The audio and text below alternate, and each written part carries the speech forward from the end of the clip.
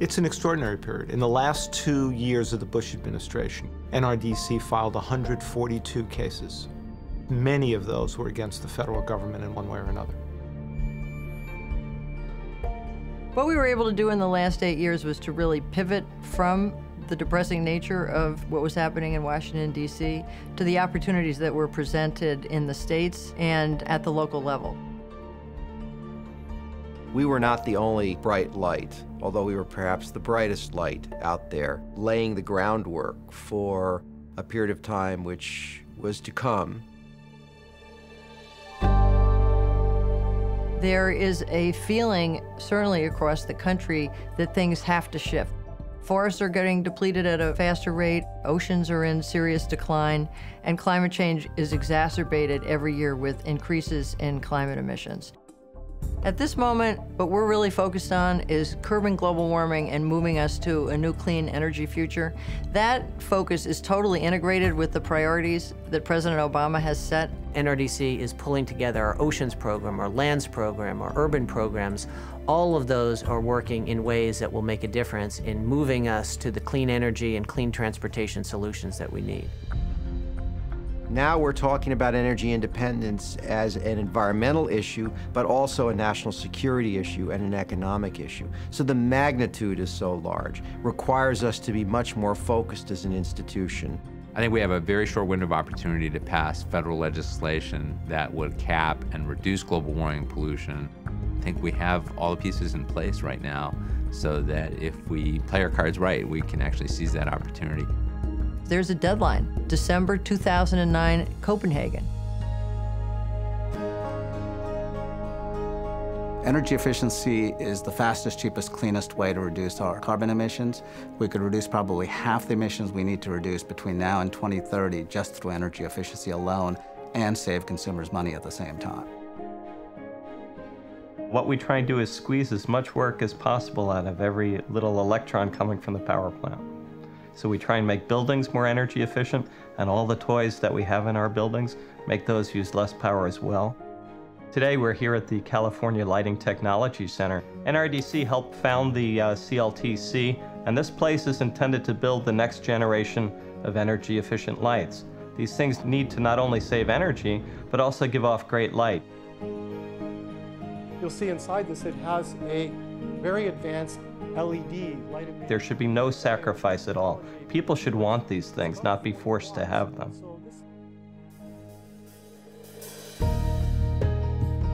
NRDC at every stage in its development adds a new tool. It's very clear in this economic environment that our environmental solutions have to be economic solutions. The Center for Market Innovation's job is to understand how companies really work, how the finance market really work, how the overall markets work, so we can change the rules of the game. We're not going to get where we want to go unless we have a lot of corporate support. The big corporations have to come our way. They have to want change, and they have to be a part of that change. We're talking about transforming our entire energy economy. Right now, we've stayed very focused on the global warming issue because it is such an urgent concern, and it is where the private sector is focused right now, rightly so. It is where the biggest legislative action of the entire history of environmentalism is going to happen, hopefully, in the next year. Because this is not an easy thing to achieve. It's going to take a tremendous amount of hard work, and we're prepared to put in that hard work. So the United States, going into the very important deliberations in Copenhagen, can lead by showing what the solutions to climate change are.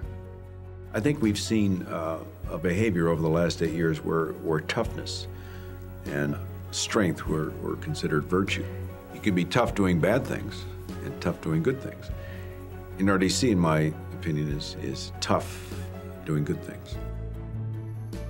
A lot of people are under the illusion that because a president has been elected whose environmental values are much more closely aligned with NRDC's, that somehow litigation will become a less essential advocacy tool. I don't think so. The coal industry is planning to spend $100 million to fight climate legislation and all efforts to clean up our air. The oil industry will continue to fight. Many others will continue to fight. We need to be fighting on the other side for public health, for our planet, for a clean economy.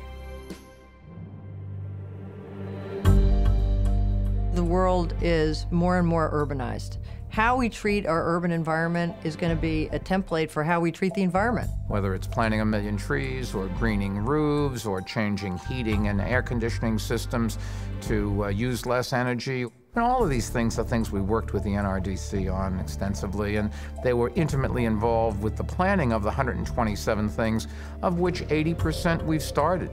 But we do produce more greenhouse gases than the country of Portugal, so we have a long ways to go. Well, it's all about sharing best practices. It's about ideas. It's about inspiration. It's about what works. And I think one of the great things with NRDC that we've been able to utilize is their connection to inspiration and ideas, not only across the state of California, but across the country and around the world. All administrations need help with good ideas and solutions. Once they are in, whether it's the local level or the state level or the national level, they are hit with a blizzard of things to react to. We're going to have to be the wind in their sails to make this work happen. It's going to have to be all hands on deck.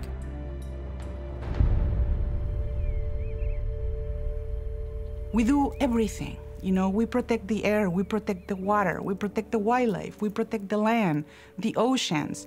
Science is always at the center of what you're trying to do.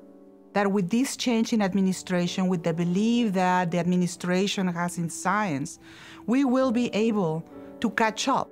40 years later, it's much more complicated because the issues, the science is more precise now. We know more about the nature of the problems we face. Of particular concern is acidification and warming in the Arctic Ocean, where the ocean has been protected as wilderness for millennia by a thick layer of ice.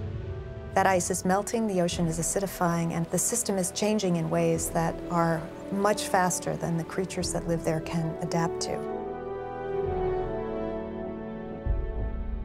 This country went through a remarkable industrial revolution. We figured out ways to tackle problems that nobody else around the world was able to do. I think we're right at the beginning of the next cycle. We're at the beginning of what I would call perhaps a green industrial revolution. And we're going to achieve it because we're absolutely right on the issues, that it's an imperative to the future of the planet to do it, and we have tremendous support from the public and from friends and supporters of NRDC to make sure that's possible. As our world progresses and as more countries and cities are industrialized, that the green movement will be integrated into all of that to a point in which we're all sort of, it's unconscious, it's an unconscious human effort.